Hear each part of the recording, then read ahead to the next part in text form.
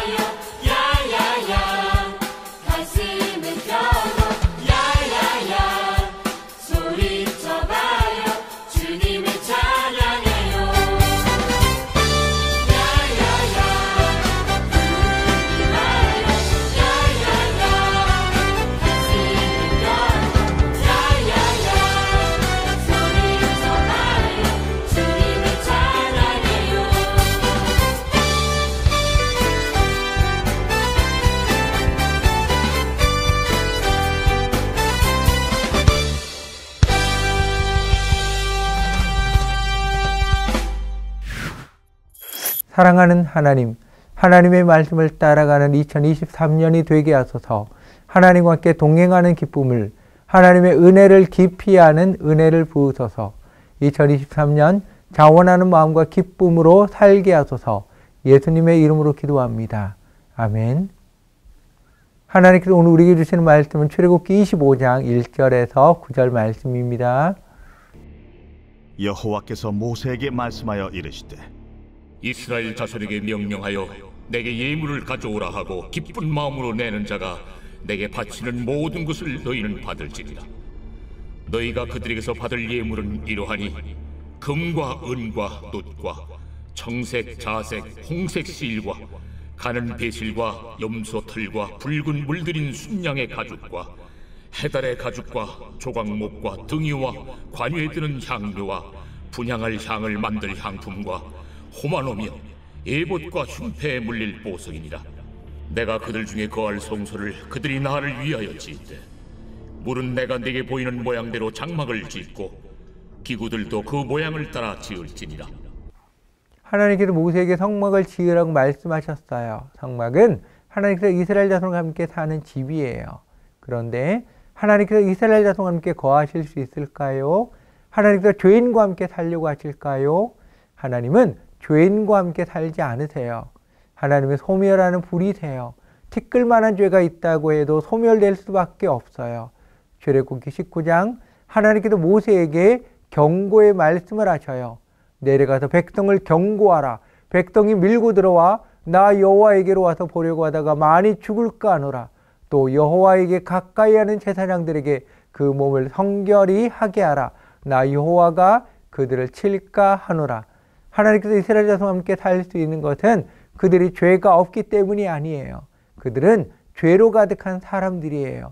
그러나 성막의 제사를 통해서 죄가 없어져요. 또한 성막을 통해 죄가 가려져요.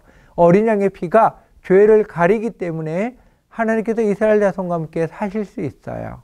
따라서 성막에서 가장 중요한 것은 이스라엘의 죄를 가린 어린 양의 피예요. 하나님께서 죄가 있지만 없다고 인정하셔요. 하나님께서 성막을 건축할 재료들을 말씀하셔요. 이 재료들은 이스라엘 자손들이 직접 가져오도록 말씀하셔요.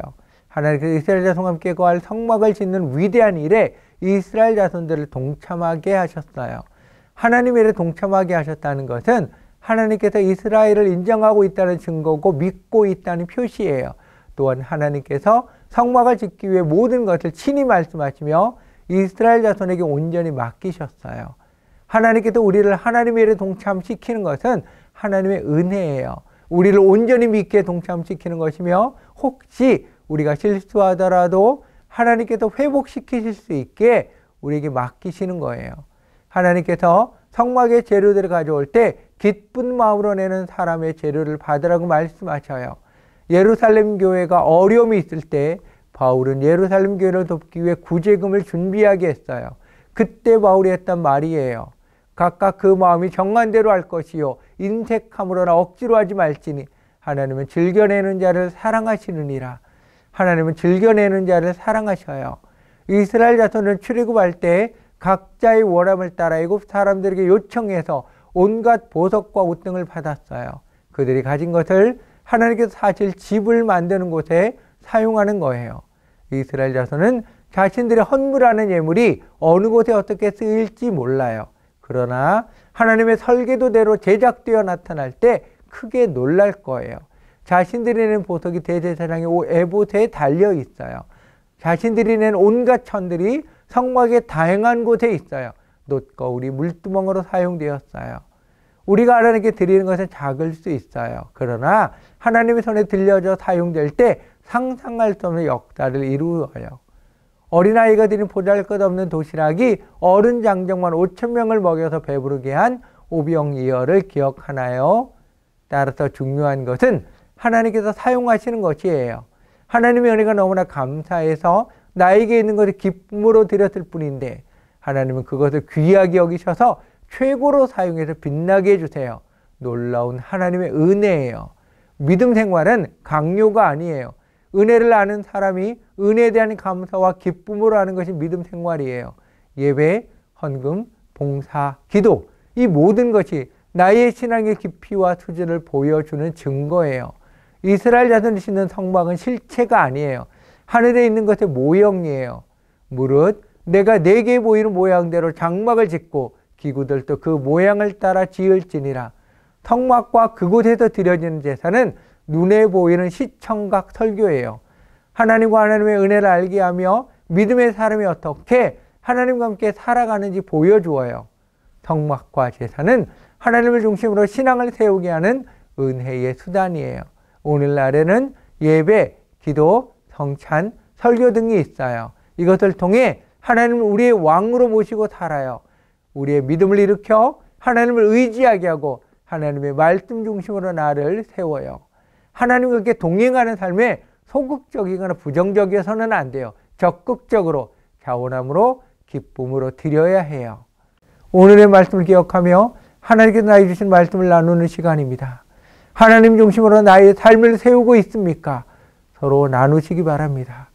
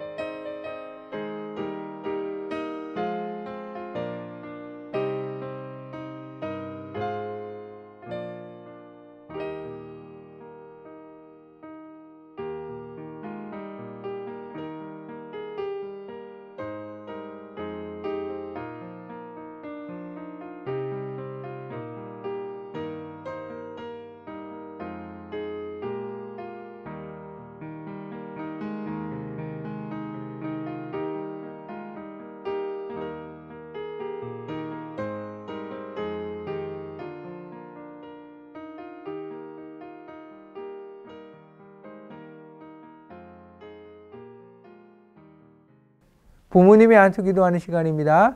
부모님들은 어린이를 안아주시고 어린이 머리 위에 손을 얹고 축복 기도하시기 바랍니다.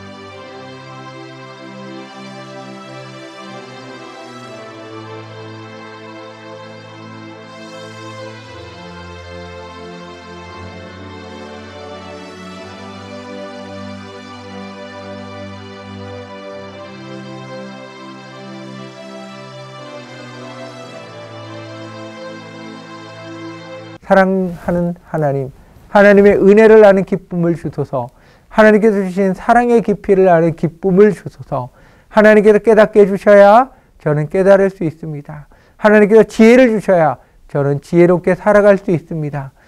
주님께 드림이 기쁨이요 감사임을 알게 하소서. 예수님의 이름으로 기도합니다.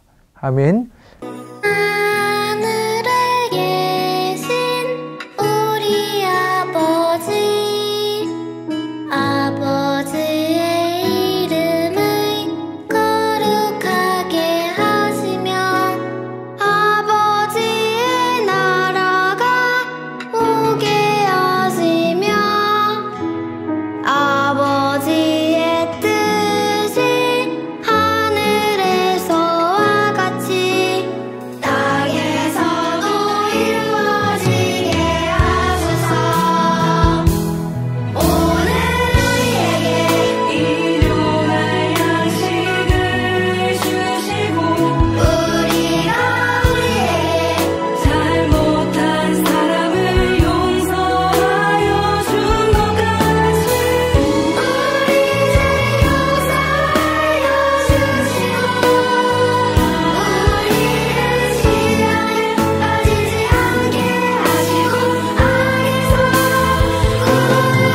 구원하소서.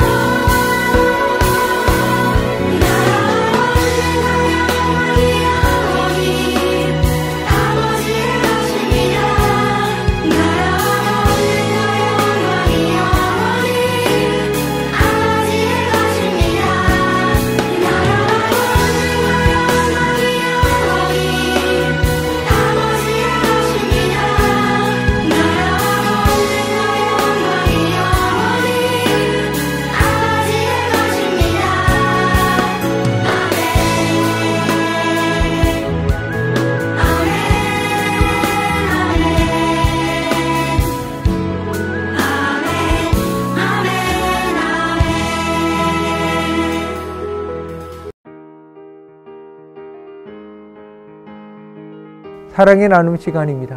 허가하시며 축복의 말을 나누시기 바랍니다.